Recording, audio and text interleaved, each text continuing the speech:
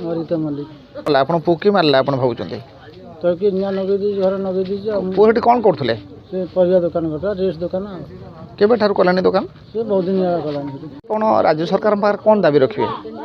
नगे छुआ दुटा तार केमी चलिए भल मंद घर द्वार नहीं भी भल मंद नहीं सी केमी निराशा केमी चलिए कौन कर से विचार करेंगे दोषी की दंड दिंतु आग जे दोषी तक दंड दिया न्यायटा केमी मिल ये आ मैंने संजुला कामाड़ी ସ୍ୱାମୀ ନାଇଁ स्वामी कुसमाड़ी କ'ଣ ଘଟଣା ଘଟିଛି ଜାଣିଛନ୍ତି କହିଲେ? ପିଲାକୁ କିଏ ପୋଡ଼ି ମାରିଦେଲା? ଆମ ଶାଶୁଘର ଯାଇ ବହୁତ ଦୂରରେ ସେ ଆମର ପୁତୁରା ହେବେ ଏ ଖବର ଶୁଣିକି ଆମେ ଆସିଛୁ ଯେ ତାଙ୍କୁ ମାରି କ'ଣ ଖବର ପାଇଲ? ଆଜି ମାରି ଦେଇଛନ୍ତି ନିଆଁ ଲଗେଇକି ମାରି ଦେଇଛନ୍ତି ବୋଲି କିଏ ମାରି ଦେଇଛନ୍ତି? ଶତ୍ରୁ ଯେଉଁମାନେ ଥିବେ ସେ ଜାଣିଥିବେ ଆମେ ତ ଶାଶୁଘରେ ଆଉ ବାପ ଘର କଥା କିଛି ସବୁବେଳେ ଜାଣିପାରୁଛୁ ଆଉ କହୁଛନ୍ତି ନିଆଁ ଲଗେଇକି ମାରି ଦେଇଛନ୍ତି।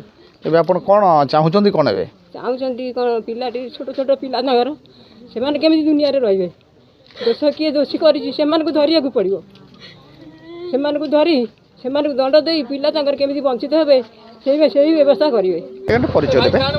प्रकाश चंद्र साहू पूर्वतन सरपंच कलावदा ग्राम पंचायत। କ'ଣ ଘଟଣା ଘଟିଲା? ସୁବାସ ମଲ୍ଲିକ ଯେଉଁ ଆମେ ଖବର ପାଇଲୁ ଜଣେ ପୋଡ଼ି ହେଇ ମରିଛି, କ'ଣ କେମିତି ଘଟଣା ଘଟିଲା? ନାଇଁ ପ୍ରକୃତରେ ଆପଣ ପୋଡ଼ି ହେଇ କହୁଛନ୍ତି, ମୁଁ ଜାଣିବାରେ ସେ ପୋଡ଼ି ହେଇନି, ତାକୁ ପୋଡ଼ି ଦିଆଯାଇଛି।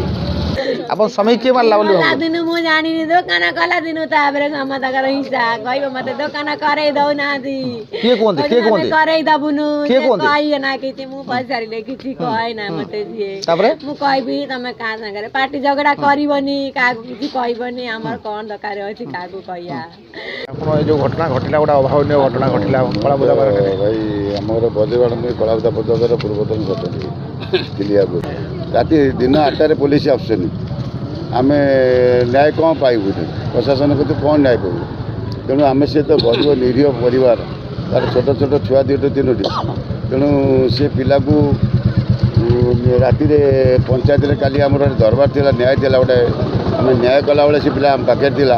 9:30 ବେଳେ ଆମ କତିରୁ ଗଲା, ଆଉ ଗଲା ପରେ ଭୋଜି କରିଥିଲି, ଖାଇ ପିଇ ଆସି ଶୋଇଛି, ଆସି ଏ ଅବସ୍ଥା ହେଇଛି।